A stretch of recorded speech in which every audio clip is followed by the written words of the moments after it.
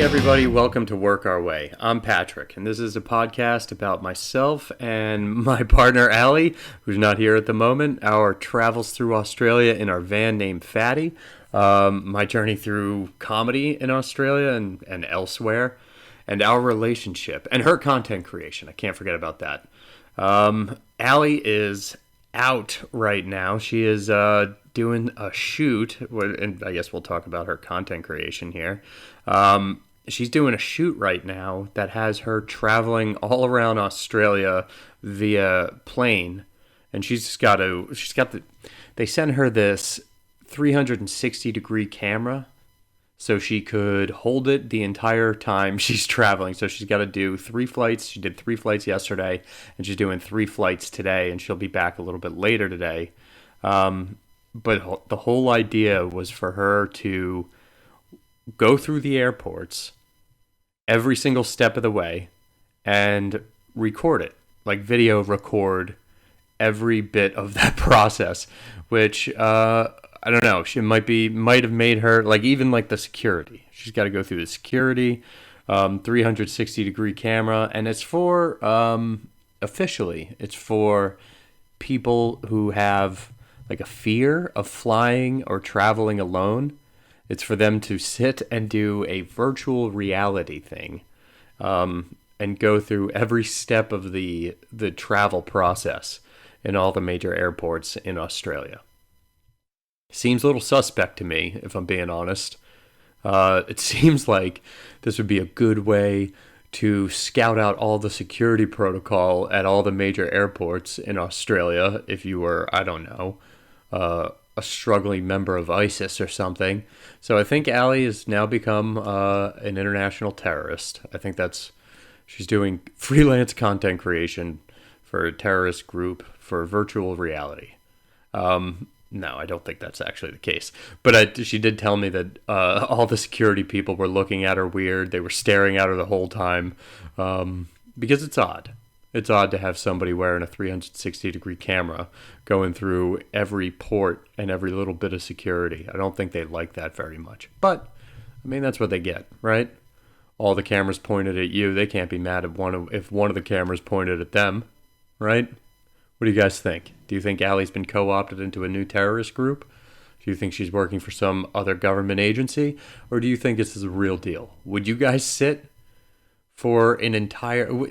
I can't imagine how that helps with travel anxiety, is to sit and watch somebody else travel in the most boring parts of travel, the most frustrating parts.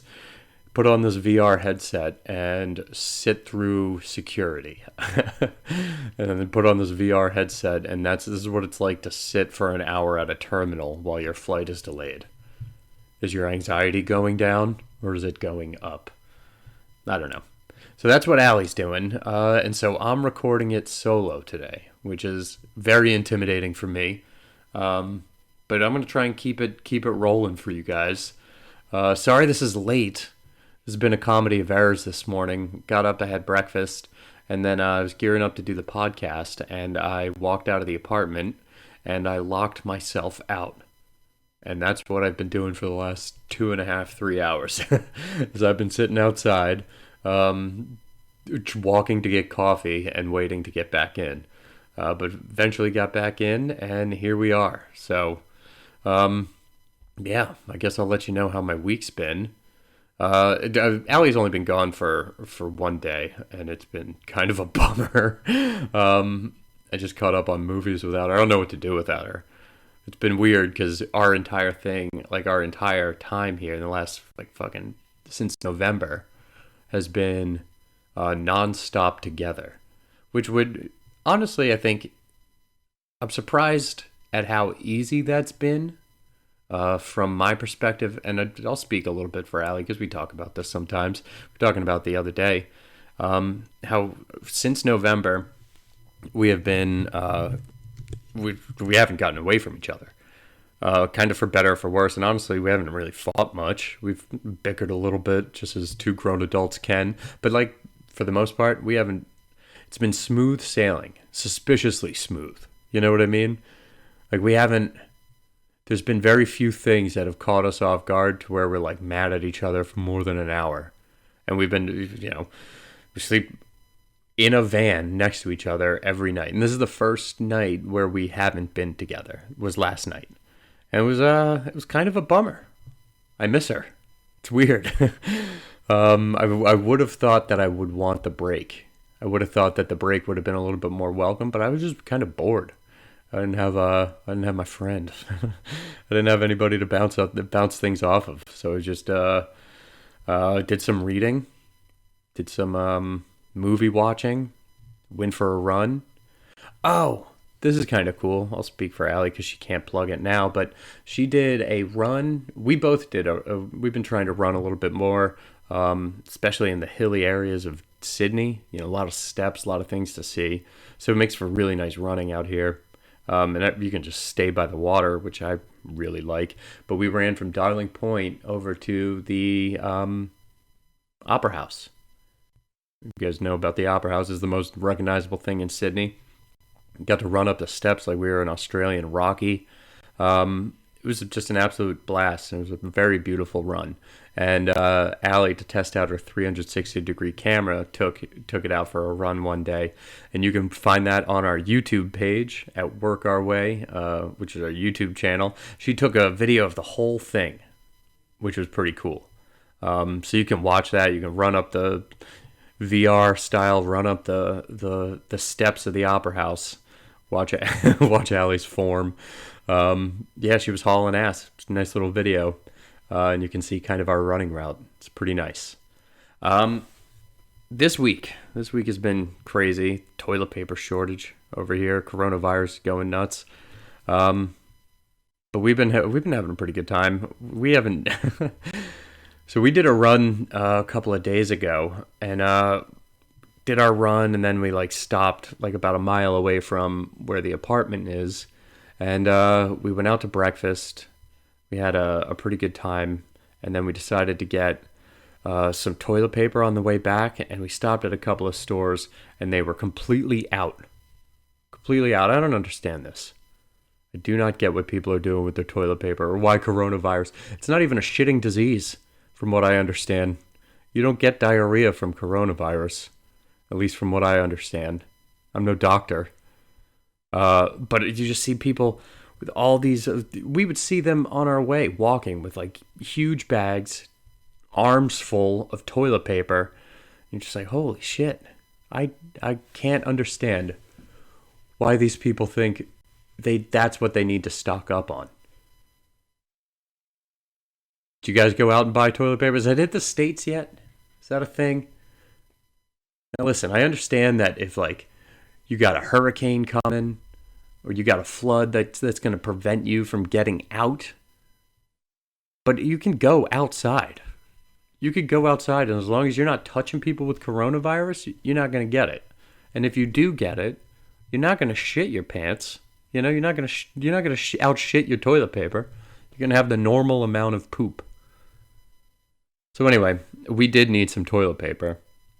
So we went to a couple stores. A couple were sold out, and then we went to another store where they did have some. We picked some up, and the same judging eyes that I used against the people who were carrying those armfuls of toilet paper, people were giving me. I could feel it. Allie was like, do you want me to hold it? Because she was seeing people just give me disgusted looks. I was just like, no, let me exist in this moment. Let me feel the heat. And so as walking back, I could tell people were just like, you idiot. You're stocking up on toilet paper too? And it's like, no, man. No, this isn't for coronavirus. This is because I ate a whole large pizza by myself last night. All right? This is par for the course toilet paper for me. And and that was that. We made it back, got my toilet paper, had myself a big old poop. So that catches you up to where we're at coronavirus-wise. We are starting to get worried. I know Japan is on our list of places to go, but we're worried that with the coronavirus, not that we're going to get it, just we're so arrogant, myself and Allie, that if we got the coronavirus, we're pretty sure we could beat it pretty quickly, and then we're just immune to more things. So I low-key I suspect that I'm immune to coronavirus anyway. Just pure arrogance. It's pretty fun. Yeah. I don't know. I think that I wonder if the people who have bidets are really looking at the rest of the people who are out there buying toilet paper and like feeling more evolved. I think I would be if I had a bidet. I had a bidet in when I lived in Italy, where actually I met Allie. Oh, this is kind of oh fuck it. I'll tell you the story. Yeah, I got time to kill. I'll spin a little yarn.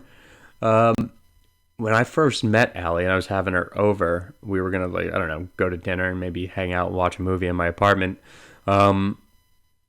She was coming over and I'd gotten home from work and I was kind of in a rush, and I went into the bathroom and like took a shower, but I could hear that there was like water running. It sounded like the toilet like had been flushed, but then the stopper never like plugged up the hole, so it was just cycling water, and I just didn't connect anything and took a big old poop, and then I went to flush my toilet and it didn't work. Now all the like the inner workings of the toilet was behind a wall, like a tile wall, so I couldn't just reach in the tank and like fix it. So I was just stuck with a toilet with a big old poop in it, and Allie was on her way. And this is like very, very early on in our in the courtship. And I didn't know what to do. So I was just like, oh shit. And I'm like on the 4th floor apartment, nothing but stairs all the way up. The bathroom window looked out into an alleyway, like a back entrance into like a government building. I lived right in the main piazza in a city called Sicile. And so I was like, oh shit, what am I going to do? Should I, if you can pee in the toilet, it'll just cycle all the water through, but that log is just sitting there. Like, okay, I gotta figure out a way to get this log out. I can't have her come in, not be able to use the bathroom because there's a turd floating in there, or worse yet, she goes in and just sees my log. Like, that's the end of our budding relationship, I think. So I go into, I don't want to call it panic mode. I'll call it solution mode, because I got crafty. It's like, all right, I bet I got a plastic bag here somewhere. And so I found a plastic bag, put it in no holes, keep my hand dry. And I was like, all right. And I psyched myself up, did a quick breathing exercise. And I put the bag over my hand, and I reached in the bowl, and I grabbed the turd, and I opened the window, and I threw it out the window. And that was that. The doorbell rang a minute later, and I answered the door like nothing happened. Like a seasoned sociopathic killer. That's the way I opened the door. Dead in the eyes. And that was and she never suspected a thing. And then I told her years later what had happened. And I think she respects me more for it, guys. All right? Find yourself a girl that makes you want to throw a poop out the window. All right? That's what love is. Just feel me on that? Write in. Tell me what the craziest thing you guys have done. With to court your woman. Mine was I threw a poop out the window so she wouldn't see it. All right? And it worked. All right? Several years later, here we are, still going strong, living in a van together. No issues. Yeah, so where did we leave off last week? Ooh, I'll give you a preview of what we're going to be talking about today. I'll tell you kind of how the week went, and then I did have my Comedy Store 5-minute showcase set, which was, I think it went pretty well. So as I run out of time here, I'm shit to talk about alone. What I will give you guys, for being dedicated listeners, is I've recorded it on my cell phone, so it's not going to be the best audio. But I'll give you, I'll play it, and we can sit here and dissect the jokes, and I can tell you where I fucked up, and tell you what went right and what went wrong after you guys listen to my fucking 5 minutes, if you guys are interested. Just by your inability to answer, I'll assume you are, and that's what we'll do a little bit later in the episode. So Allie and I, we had a pretty good week, I think. We went out to a place called Manly. Took us like all day to get there, and we just made a little shuffle out of it. And we call the word shuffle means that we just drank at every stop along the way that we could. Any place that looked like it made a pretty good drink or something, we just swung through. Get a couple of snacks on the way. It's a good way to see a city. We coined the I coined, I guess I shouldn't say I coined, myself and a good friend of mine named Nate back in Italy, we coined the phrase shuffle. And we would pick a town or a city in Italy, and we'd take the train there, and then we would we'd basically go on a 2 or 3 day bender, depending on how long the weekend was. And we just drink at every single place we could. We'd eat at any place that looked good. And we would get rip-roaring drunk through places like Udine and Rimini and San Marco and Treviso. Where else did we go? Bologna. We just had ourselves a pretty good time. We called it a shuffle because you just shuffle from place to place. You start whenever you wake up. You get food in your stomach. You have yourself a morning drink, and then it's pretty fun, But I can't drink the way I used to drink. I'm just kind of a lightweight. So we did a mini shuffle around Sydney on our way to a place called Manly, which is just across the harbor, a couple of ferry stops away. So every ferry stop, was a nice little place to grab a drink, and you're by the water, which is beautiful. And yes, that's what we had ourselves a pretty good time. So we went to a place called Hemingway's, and if you know me, I'm fucking such a corny guy. I like Hemingway. I like Hemingway a lot. I like him so much that I've got a Hemingway tattoo. I've got a tattoo on my left arm is of Old Man in the Sea. So if there's a Hemingway bar, I'm about it. I'm about to go in there too and drink a little bit. And it's a pretty cool spot. They do comedy on Wednesdays, which is not the night we were there. We were just kind of bebopping around, having ourselves a nice little date day. And we ended up shuffling all the way out there. We got drunk. And then the next morning I had to drive Allie to the airport. That was yesterday, to start her whole scouting for ISIS, which is pretty fun. Not much cool happened there, but we did, day before that, we went to a place called Holy Moly, which is a mini golf place, which is pretty fun. Actually, go back. I'll tell you a story about some shuffle. Yeah, that's probably what I got to burn time anyway, guys. Quick story about a shuffle. We were was doing a shuffle with a buddy of mine, Nate, and another buddy of mine, Beads. And this was just before I met Allie, and we were Beads and I had just gotten back from deployment, and so we went out to Venice for Carnival or Carnivale. Can't remember if they throw the E on the end or not. They're Italian. They probably do, right? So we went downtown to Venice and drank. Went to a couple more spots, and Nate's like a seasoned hockey player. Like he played college hockey. I don't know if he was very good, but I think he was kind of their enforcer. He's just a guy who doesn't mind a good fight. And we went out, to a bar, and we were hanging out with one of our buddies' girlfriends and her very good friend, who is a little older. She was kind of dressed up, and we're all having our drinks, and I wouldn't call her a looker.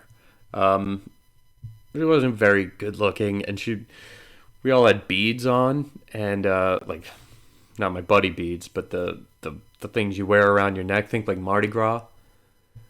And she was just like, I want some of those beads. And I remember Nate going, yeah, sure, here you go. She's like, no, I've got to earn them. And like implying that she's got to flash her boobs. And we were all like, no, you do not. And she goes, yes, I do. And we're all like trying at this point to give her the beads.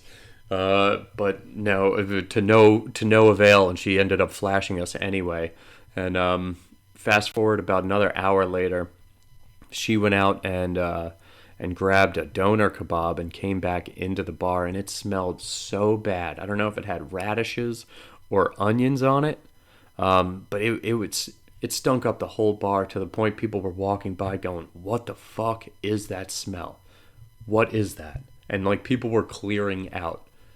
2 days later, back at work, Nate said, here's the thing that'll haunt me. This is a direct quote from the thing that'll haunt me from the rest of it, from that night is Not that girl's ugly boobs, but her disgusting sandwich. And it's true, that thing smelled so bad. It cleared out the bar. It smelled like old socks were shoved up somebody's ass. It was disgusting. But so Roby left a little early, which was a bummer for myself and Beads, because on our way back we were going to catch the last train back to Sicile, which is the city I lived in. And on our way back, I don't know, I don't remember how it started. I just remember that this dude was in my face, and he had 4 friends with him. And he was talking shit to me, and I was talking shit back to him. And then the next thing I knew was we were in a fist fight. And it was myself and Beads versus these 5 dudes. And we threw hands. We lasted, maybe not a full minute against them, maybe a little less than that. But I wouldn't say it was a complete ass kicking. We did our best. We held our own. We didn't go down quick, but we both went down eventually. I remember glancing over and seeing Beads throwing knees and elbows at this dude. And it was about then that I think I got punched in the face and knocked down. And then that was it for me. And then the next thing I remember was 2 strangers standing above me going, "Hey man, you okay?" And I'm on the cobblestone. And I see Beads over, standing just off to the side of them, kind of wiping blood off of his face. I'm like, oh boy, yeah, I think I'm all right. My head hurt, my fist hurt. And then we walked over to the train station, Beads and I, and we missed our train. And we had to spend like 2 hours locked in a bathroom. We both slept on the bathrooms. It was separate stalls. We slept in separate stalls until the next train ran at like 4 a.m. the next morning. And we took that train back, and we got to Chile just as the sun was coming up, with enough time to start to feel our face hurting. Shout out to Beads, who just got his teeth fixed from that event. Brand new grill on that boy. Yeah, that was a long time ago. Yeah, fun getting your ass kicked sometimes. Sometimes you need it. It's like Bill Burr said, I've never been talking shit to a guy after I got my ass kicked, driving home, feeling my face hurt. Eventually you just think, I was being a little bit of a dick back there. It's true. Self-correcting. So, yeah, Allie and I went to mini golf at a place called Holy Moly. That was pretty fun. They had 27 holes. And so you break it up into 9-hole sets. And Allie and I, we're competitive. She's super competitive. I don't like competing with her because she's a sore loser too. But I beat the brakes off of her every hole. She didn't win a single round. And we make like little bets. And we bet a donut date, which was pretty dope. What was one of the ones that I won. I think I won a massage, and I also won a bag of candy from her, which is pretty cool. Yeah, she likes to compete. And usually she beats me. She's usually pretty good. I was just having a monster round of mini golf. And the donut date was paid off pretty well. They don't do donuts as good as they do them in the States. I don't think any place does. They don't do coffee as good, and they don't do donuts. They have a place called Donut King that is open until I think 3 o'clock and closed on Sundays. So fuck that place, huh? And they do donuts like they don't have that many donuts, and the donuts they do have, like they got the classic glaze. They'll have chocolate covered, and then they'll do sprinkles, but on like 1/8 of the donut. It's like they just take part of the donut and just dip, not even half, just a tiny, tiny edge in the sprinkles, which is psycho. That's just psycho. If you're going to sprinkle the donut, sprinkle the damn donut. Sprinkle the whole damn donut. Oh, something else I should tell you guys. We're not going to have video this go around, mostly because I don't know how to set up Allie's camera and shit. So you'll just get me talking, which is probably for the best. I think it's definitely for the best. Yeah. We did have the Comedy Store gig this week, and I'll be honest with you guys, I was coming off a nice string of bombs. All right, to the point where I had a couple of friends message me and go, "Hey man, maybe you should just stop talking about how much you bomb because people won't believe that you're any good." Which I guess is kind of fair. But yeah, I had been bombing. I think it was lack of stage time, lack of me getting up. They do things differently here in Sydney where you have to sign up for all open mics via Facebook, and they're all curated.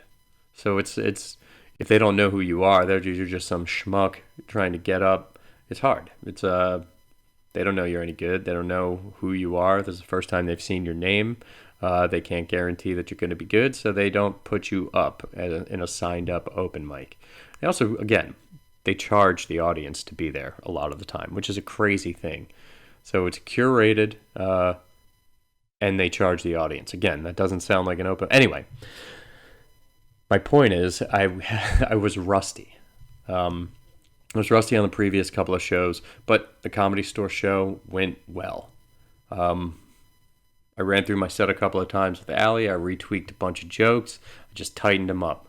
I didn't want any lull time. And so when I got there a little bit early. The show was at 7.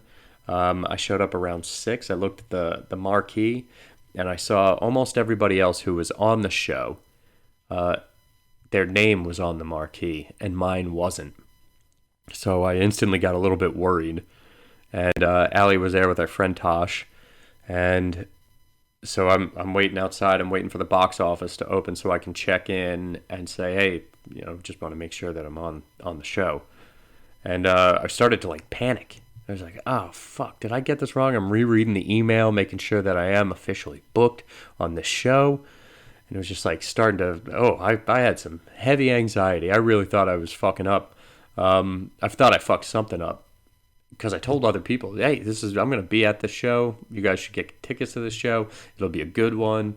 This is the Comedy Store. It's the best club in all of Australia. This is the gold standard. And I'm on the weekend showcase, which I was super excited about. So I told people to show up. And then I get there. My name's not on the marquee. I'm starting to worry. But I went in. I figured I had a couple of questions I might have to explain myself and show the email. But as soon as I went over to the box office, introduced myself to the guy, said, hey, I'm Patrick Bonner. And he goes, oh, great, you're here. And I was like, yep. And he was like, yep, come around the bar. I'll show you where the green room is. And bingo, bango, I was in. So I fucking worried myself for nothing. But it was probably good. It's good to, I think, have something else besides my set to worry about.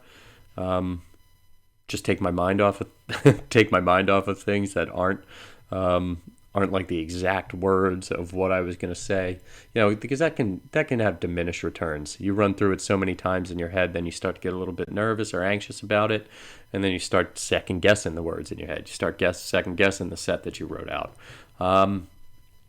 But it provided a distraction. I don't know if it was a good distraction or what, but provided a distraction and took my mind off of everything I was going to say. And then I got to the green room. I ate way too many gummy bears, so I probably got coronavirus from the communal pot of gummy bears. But it was worth it.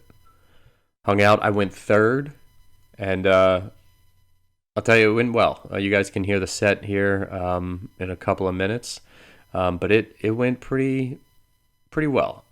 When it was I think the Comedy Store held about 200 to 250 people, and it wasn't completely sold out, but if it held 250, then they sold 225 tickets.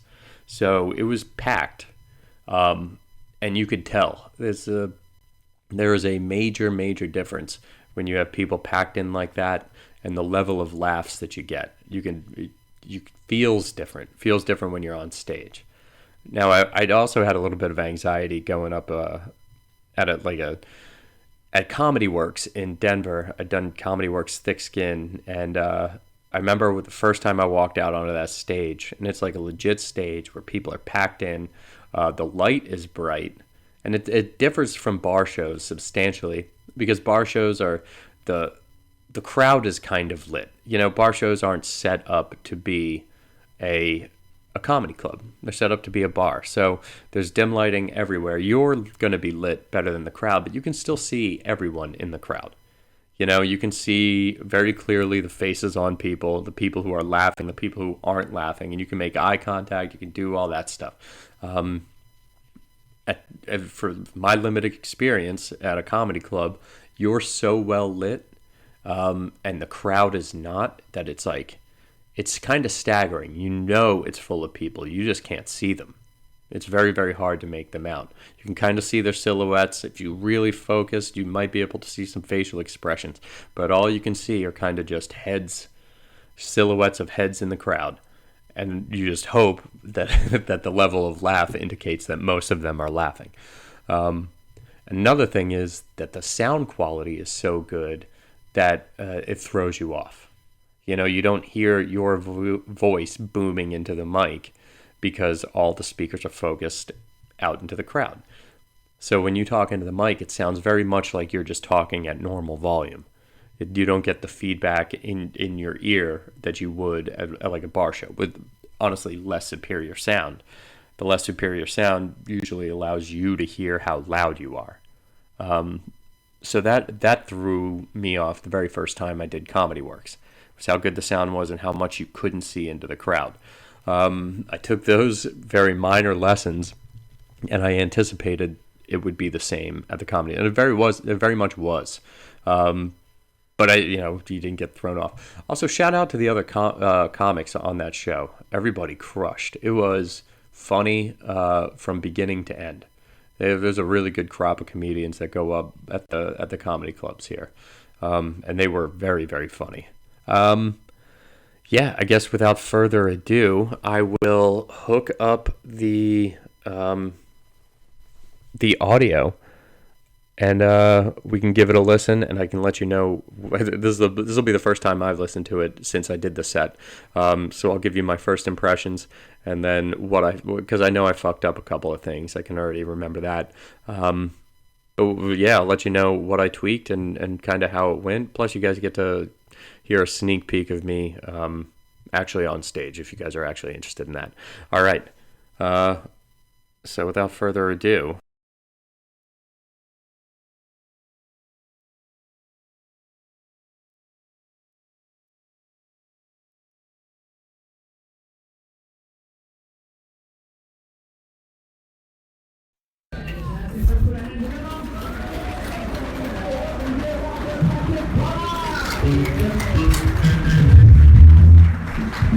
Yes, thank you guys. Happy to be in Sydney, new to Sydney. People are pretty nice. And someone told me the other day that I look like a Kohl's brand Jared Leto. So I know it was meant as an insult, but I took it as two compliments. Thank you. I am American. You guys can probably tell from the accent, or you could definitely tell from the unearned confidence, right? Pretty cool. I told my buddies I was coming to Australia, and they're like, oh man, be careful. There's a bunch of wild animals over there that could kill you. Are you worried? It's like, no. Why? Do they have guns?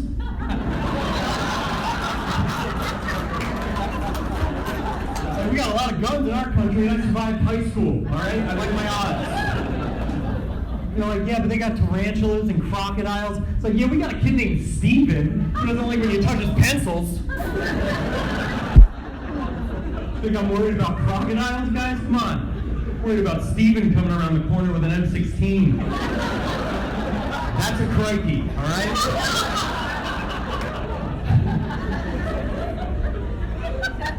I'm happy to be out of the States. Things are getting, crazy there politically. Like, everywhere you go, you can't avoid it. I was driving a couple months back, and I got a guy in front of me, and he had a Trump 2020 bumper sticker. I was just sitting behind him, and I was like, God, how much of an asshole do you have to be to still have bumper stickers? Who the hell's doing that? Gotta keep a shitty political opinion on Facebook, where it belongs, right? Plus, I get stuck behind you in traffic, I can't even unfollow you. You violate my rights. I'm trying to get back in shape. I'm trying to eat healthier. I'm getting a little older, so I gotta watch out for the foods that I eat. And here's a pro tip for you guys. If you want to eat healthier, just avoid the words supreme or extreme in the name of your food. Because these are the names we give our enemies, right? Supreme leader, extreme terrorist. You give me a supreme pizza, there's going to be sanctions, okay? We're keeping doors in the house closed for the day. You give me an extreme burrito, I'm going to blow up the bathroom. And you got to be a diplomat with those foods, right? Dealing with those supreme and extreme foods. Not to avoid an explosive war, but to avoid explosive diarrhea, guys. I am trying to eat healthier. I tried to do the keto diet. Anybody try that? No, it sucks. It's awful. I don't recommend it. You can't eat anything. Like every time I sat down, I was staring at a plate of greens. Guys, I went for a keto picnic, and the landscaper came by and mowed my meal. You're hungry all the time. I was so damn hungry, guys, I was eating my girl's pussy just for the calories.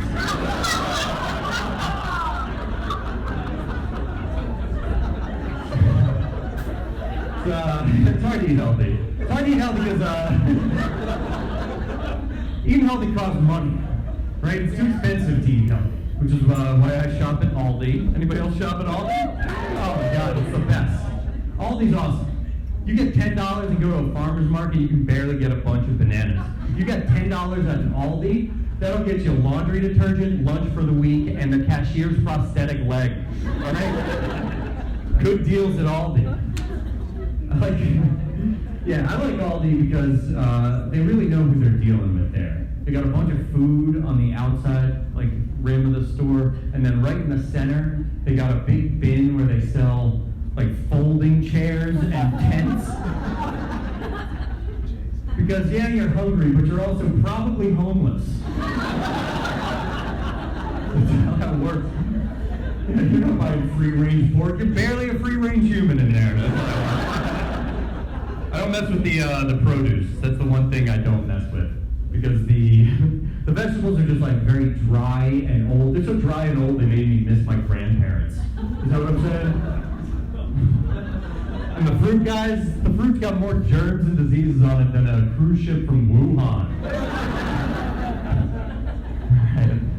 I just started wearing flip-flops. You guys call them thongs. I don't want to get into a whole thing about it, but it's weird. All right, we're back. Hope you guys enjoyed that. That was it's always tough for me to listen to my own set, but hopefully the whatever sound quality was decent enough. I'll see what I can do in post to try to fix that. I know there's a bit of a muffle. It's recorded from in my pocket, so what are you gonna do, huh? So, a couple of things. Like I said, it's a torture for me to listen to it. There's going to be torture for me to talk about it, but I got to kill time here. So, guess what? We're jumping right in. Started off decent, I think. First good laugh was the first joke. Called myself a Kohl's brand Jared Leto. Kohl's is it's like their Walmart over here. They still got Kmart over here, which is kind of crazy. So it's just a normal insult joke against myself, and then I went right into talking about the Australian animal wildlife versus American gun laws, which is a nice little juxtaposition. That's something that's hit or miss. Usually it goes pretty well, but it's usually clunky up until I get to start screaming about Steven and his pencils. So I had to retweak quite a bit of that. So it flowed a little bit better. And there was one of Allie's, like, she helped me out quite a bit with that one, where she was just like, just be like confused as to why they're talking about the animals. To be like, do the animals have guns too? And I was like, oh man, that's a really good take on it. So I brought that idea into the joke, and it did well. It did so surprisingly well. Somebody started clapping, and it threw me off a little bit because I wasn't expecting that good of a reaction. But I feel like the Australians, I guess any culture likes, any group of people likes when you take, when you give yourself shit and you give whatever it is you're talking about shit. So I know I come off as a little bit arrogant, and I know I come off as I don't know, overconfident. So I felt like I had to address that. If I didn't, the crowd will see that and turn on it. So I have to address my negative personality traits, in addition to kind of addressing America and what people's snap judgments about Americans are, and try to do that in a quick way. And I felt like it went okay. The part where I stumbled was the extreme supreme part. And usually that's usually among my best laughs, but I tweaked it to the point where I kind of bungled a little bit of the setup. And so I had a couple of jokes that don't do as well consistently leading into that. And so I wanted to figure out a different way in, and figured, just pro tip, if you want to eat healthy, avoid foods with the word supreme or extreme in the name. Now, something about Australia is they don't name that many foods supreme or extreme, unlike America, where you can get a supreme pizza, an extreme burrito, all that stuff. Radical is a fruit punch flavor, just stuff you can use to draw the line to the enemies of of democracy or whatever, like supreme leader, extreme terrorist. But usually that does a lot better, and I kind of fucked with my flow a little bit, and it fucked with the joke. And what is usually I can count on to be among the stronger jokes in my set, that one I'd say underperformed. The rest of it, I think, did kind of better than I was expecting. The Aldi bit and the keto bit is a bit new. I've added those in the last month or so, and the way they flows really good together, I think. Keto on the back of the extreme supreme works. It works well. The landscaper coming by and mowing my meal, that's usually a solid punchline, and it's enough of a misdirect. So by the time I'm so damn hungry all the time, I'm eating my girl's pussy just for the calories. That's a big misdirect. And that, I think that one paid off. That joke really paid off. The Aldi joke I'm pretty pumped about, because I wrote it, I think, last week when we went to an Aldi. And it's been doing good. It's funny. It's the one part that people don't like, and I bungled this one at the Comedy Store as well. I was able to kind of catch it, but the part where I talk about the produce, I talk about the vegetables being so dry and old that it makes me miss my grandparents, and the fruit's got more germs on it than a cruise ship from Wuhan. And that one's usually a little bit touchy and hasn't performed that well. That one usually shocks the audience. And then I closed it with the Nelson Mandela joke, which I think that one does well. I was right when I got on stage, I forgot about this. I could hear it a little bit in the recording. There was a woman talking, and she was talking throughout my first joke, and it took until I think I called myself an American. You could tell from the accent, or definitely from the unearned confidence, whatever that was. I think that's about when she shut up. But I remember getting through my first joke and still hearing her, and she was right in the front row.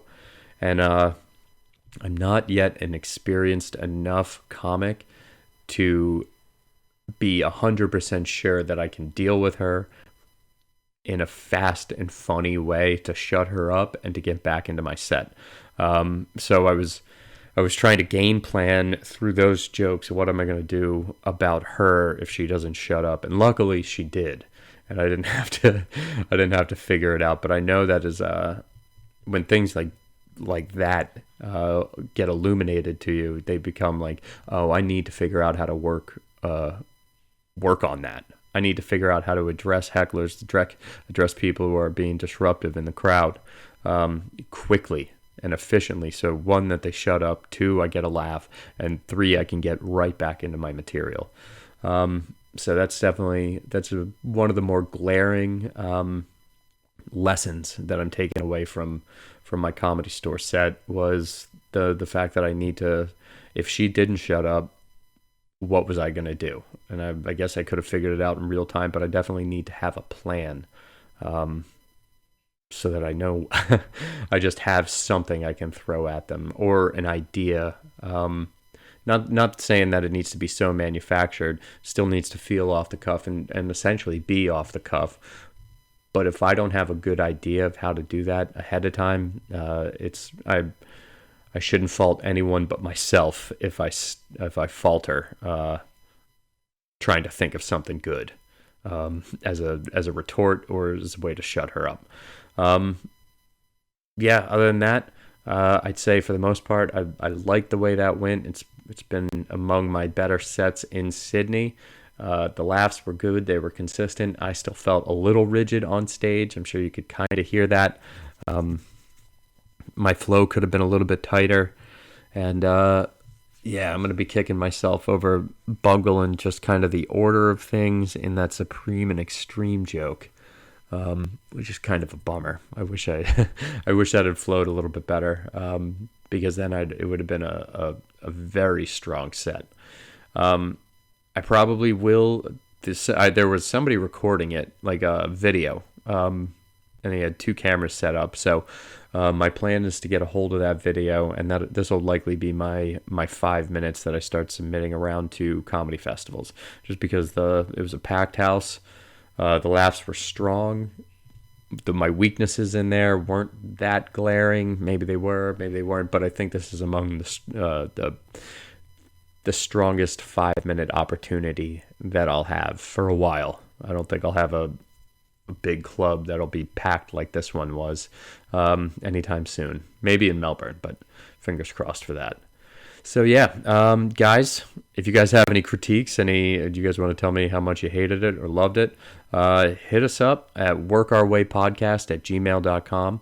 Follow us on Insta at workourway. Check out our YouTube page, our YouTube channel, which is Work Our Way on YouTube. And check out our website at workourway.com.